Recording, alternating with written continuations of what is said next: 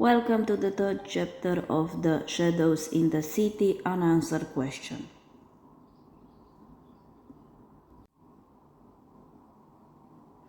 Mira steps into the art gallery back's office where the night guards wait. Leo sits stiffly on the edge of a metal chair, his uniform slightly wrinkled, fingers tapping nervously on his knee. He can't be more than 22. A half-empty cup of coffee sits untouched on the table beside him. I was doing my rounds, Leo begins, his voice thin. At 2 a.m. everything looked normal. The frame was still full. He swallows hard.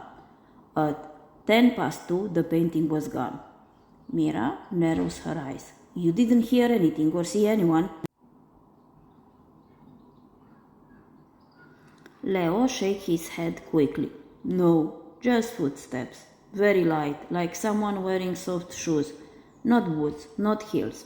He hesitates, then adds. And something else. Mira leans in slightly. What? A smell. A perfume, I think. Not strong. But it was there. Floral, expensive. Like something you would find in a fancy store.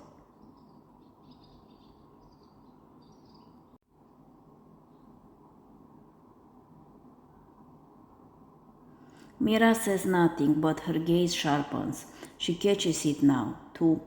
A trace of something sweet and sharp lingering in the air. It doesn't belong here, not in dusty office behind a locked gallery door.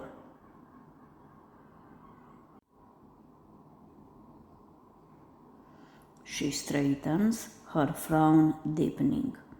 Someone had been close, very close, and they wanted to be quiet, but not invisible.